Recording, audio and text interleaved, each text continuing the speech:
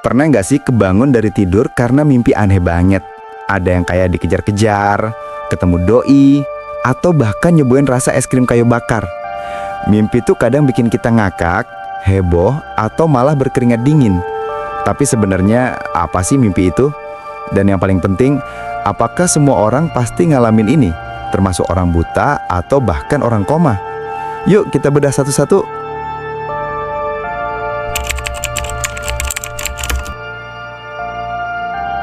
Jadi gini, bayangin otak kita tuh kayak smartphone yang lagi mode low battery tapi tetap kepencet-pencet. Pas kita tidur, terutama di fase REM atau Rapid Eye Movement, otak nggak fully mati. Malah dia lagi sibuk banget, ngearsip memori, ngolah emosi, dan bersihin file sampah dari hari itu.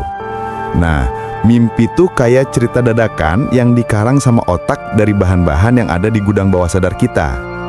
Bawah sadar ini isinya tuh semua yang pernah kita alamin, rasain, atau bahkan yang kita coba lupakan.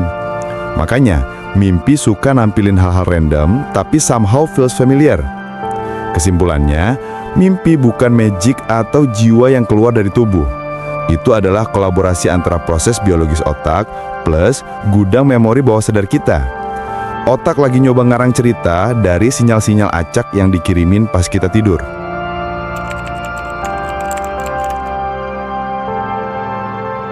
Jawabannya iya, semua orang normal pasti ngalamin yang namanya mimpi.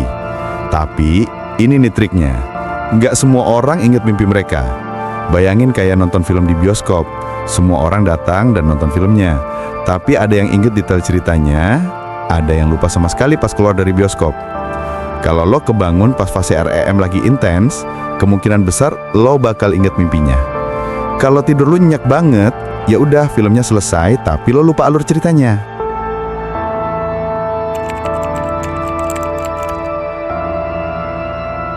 Untuk teman-teman yang tunanetra, mereka tetap bermimpi brosis, tapi bahasa mimpinya beda.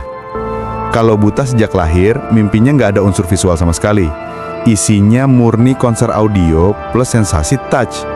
Mereka bisa dengar suara, musik, merasakan tekstur, atau emosi yang kuat dalam mimpi.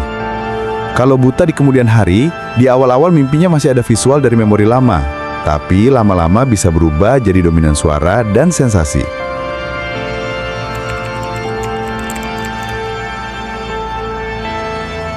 Untuk orang yang sedang koma, ini lebih kompleks.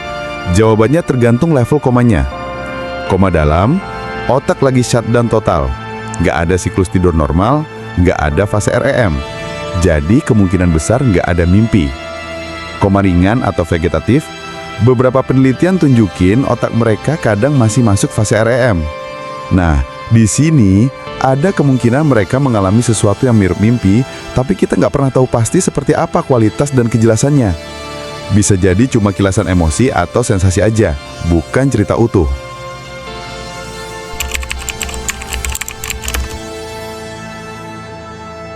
Jadi gini kawan, mimpi adalah bukti bahwa otak kita itu kreatif banget. Dia nggak pernah berhenti bekerja, bahkan ketika kita lagi tidur pulas.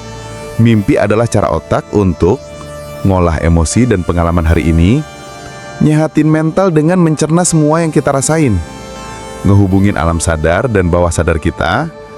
Bahkan bagi mereka yang punya keterbatasan fisik seperti tunanetra atau mereka yang sedang berjuang melawan sakit seperti koma, otak tetap berusaha menciptakan pengalamannya sendiri.